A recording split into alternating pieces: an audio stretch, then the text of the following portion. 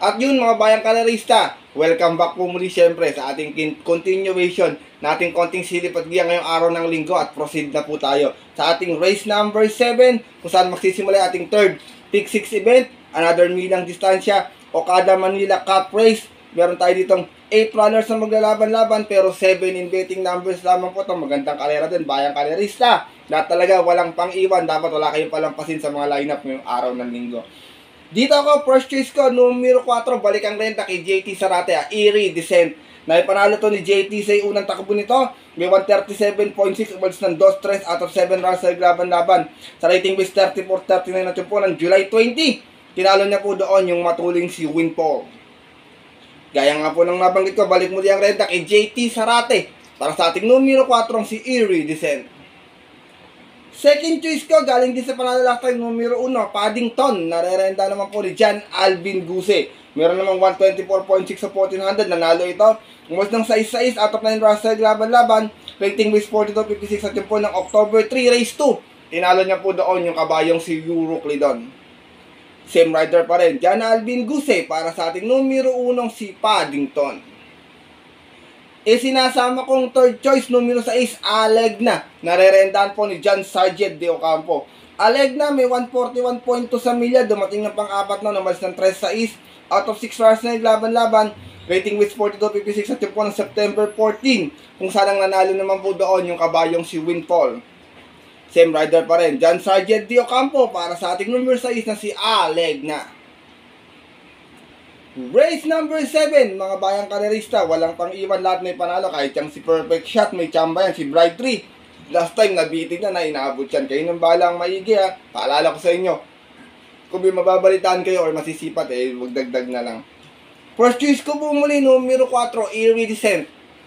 Second choice, numero 1, Paddington. At third choice, yung numero 6 na si Alegna. Good luck po. At narito na po tayo sa ating race number 8. Start na ating third Pick 5 event, 1,800 ating distansya. At ito po yung ating Club Don Juan de Manila Derby. Meron tayong 9 runners na maglalaban-laban dito pero 8 in betting numbers. Walang sumaling local dito mga bayang kasi lahat to puro imported horse po. Kaya magandang karera ito. Maganda sana kung may local kagaya natin, imported local gaya ni Yes Pogi tsaka Next Big Thing, diba? Kung natatandaan yung karera na yun. Dito mga bayang karerista, first choice ko, maganda tinakbo ito last time, yung numero 9, Rumored, narerendahan po ni Jomel. Last rotating ito kabayan ito, kahit mahaba yung karera, last talong makikita yung buti niya. Galing ko sa panalo last time, may 124.8, umalis ito ng 3-3 out of 7 runs sa laban-laban.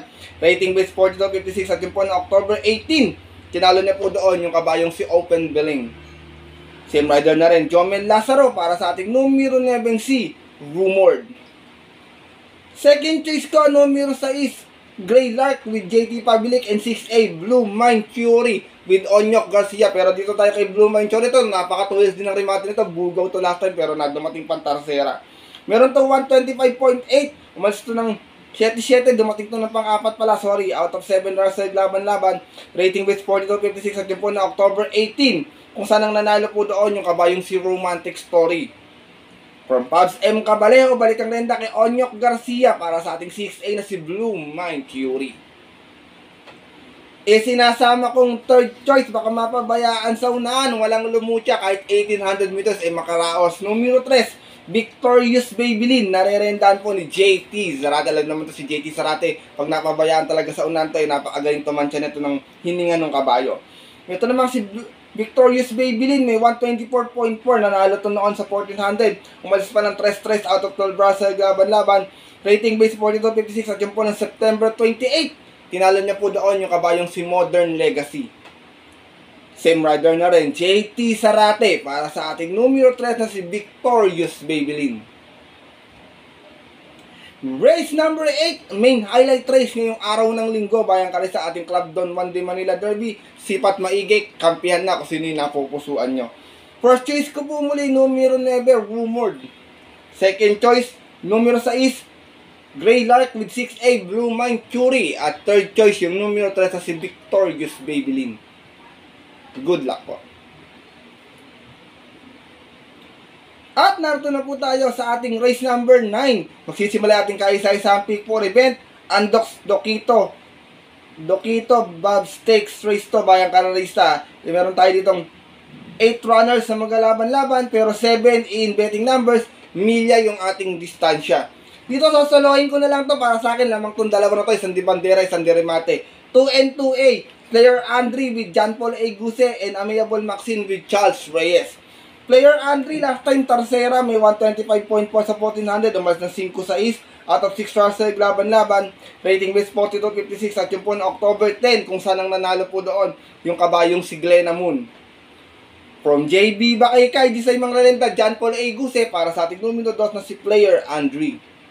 Samantala namang 2A na si Amiable Maxine, last time Tercera, may 126.6, umalis ng 7-8 out of 12 runs sa laban-laban. Rating base 42.56 din at yung po na October 12 naman, race 1 kung saan ang nanalo po doon yung kabayong si High Intensity. Same rider na rin, Charles Reyes para sa ating 2A na si Amiable Maxine. Race number 9, mga bayang karista, kung may makita kayo pang upset, kayo nang bahala magdagdag na lamang, milya naman tong ating distansya. Pero para po sa akin, nakakalamang to, medyo maganda po ito parehas, kaya sosolohin ko na lang po.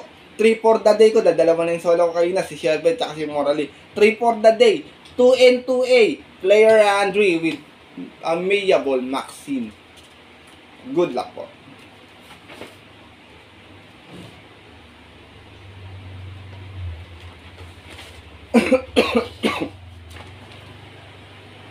At narito na po tayo sa loob ng ating programa, ating race number 10, Equine International Air Flight Stakes Race. Meron tayong 7 runners sa maglalaban-laban, another milya na distansya. Ito magandang karera, meron bagong kabayo rito, bayang kaya sa kursunada ko to, kaya siya aking first choice dito.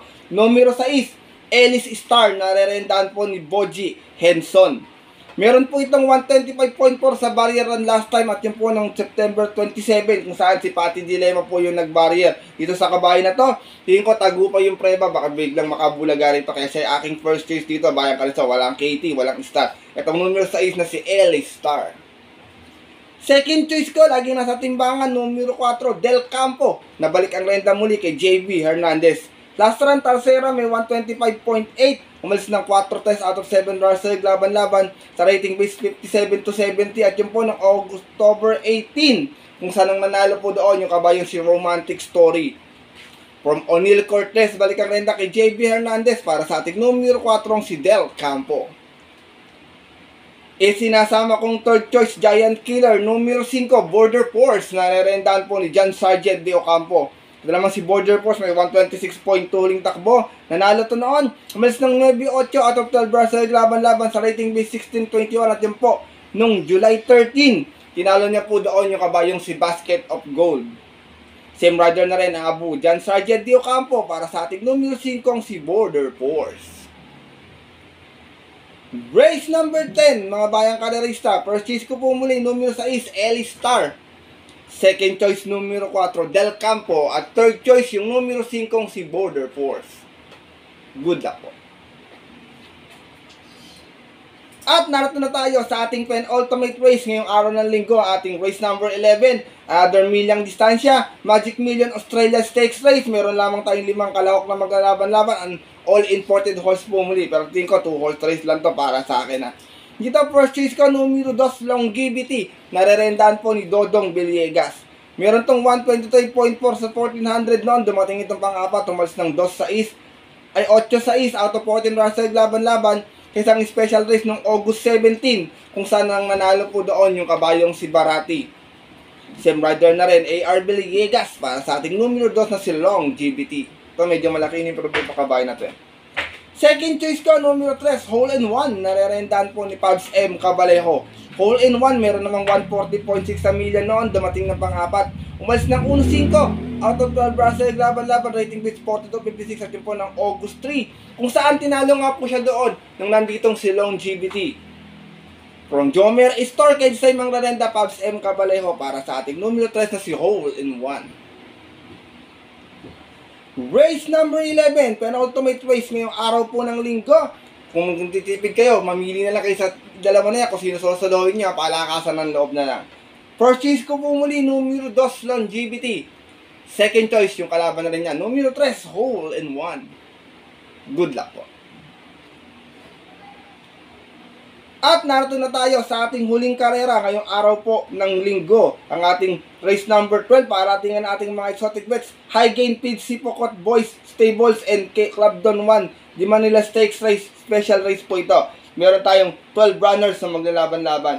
Dito mga bayang karalista, nandito yung aking long shot of the day. Itong numero 4 si Imperial Queen. Narerendahan po ni Junel Calagos. Last run, tercera to, meron to 128.2. Umalis ng 19 out of 14 runs laban-laban sa rating base 1740. Wala din po ng October 12. Doon po sa kayarang napanalunan nung kabayong si Real Equity.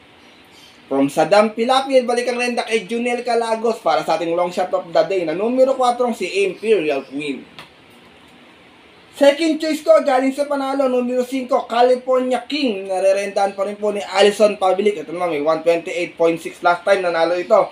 Malis ng 8-3 out of 12 runs laban-laban. Rating base 1740. Wala din po na October 12. Last race, tinalo naman po niya doon yung kabayong si Misha.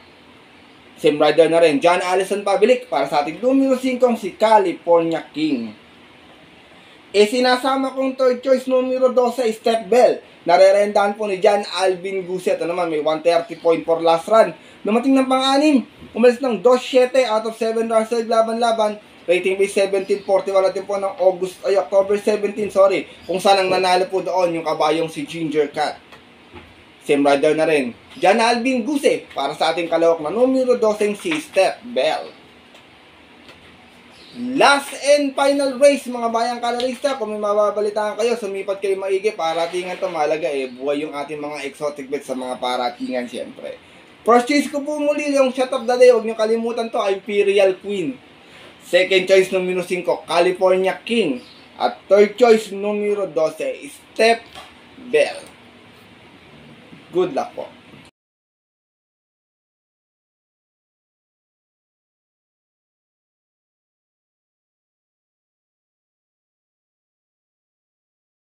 At yun mga bayang kalarista at ang ating mga kayokabs, natapos na itong ating dalawang video na ating konting silip at giya ngayong araw ng linggo na sana po makatulong po sa inyong diskarte at pananaya. Sana po makapag-enjoy kayo sa ating mga magagandang lineup ngayong araw ng linggo. At gusto ko rin syempre mapasama tayo sa winners sa mga tiyatayaan yung paborito exotic bets. Makadihado tayo, makachamba tayo ng yummy dividends. Bagamat tingin ko wala namang ganong yummy dividends ito kasi medyo balance yung lineup bayang kalarista. Pero syempre gusto ko makatulong po sa ating konting silip at biya. Paalala po wala, meron tayong karera sa Tuesday Nakita ko sa programa Bulahan po is Monday. May karera tayo ng Tuesday kasi wala po tayong karera ng Sabado, bayang karerista. Kaya tingin ko nag-advance sila. Tuesday nila ilalagay yung karera na yun. Muli mga bayang karerista, pinapalalak sa inyo na sariling aral ko lamang po ito. Kuro-kuro at opinion sa karera. Base sa mga napapanood ko at nakikita sa takbuhan, syempre pagdating po ng tayaan sa takilya, mas mananay po sa sarili nyo pong napupuso at kursunada and always mga kayokabs natin dyan.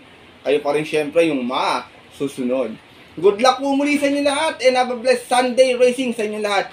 Maraming salamat po sa inyong walang sawang pagtutok, pagsubaybay, pagtiwala, pangunawa at pangsuporta palagi dito sa ating Master Lekim TV. At hatid ko po sa inyo ating mga susunod na mga gandang giya. Dihado Yamado, long shot of the day, one for the day sa mga susunod mga darating na karera. Kaya muli bayang kalerista, maraming salamat po sa inyong suporta palagi. Mabuhay po kayo at sana palalin kayo ngayong araw ng linggo. At yun po, ang ganito na lamang po tayo muli.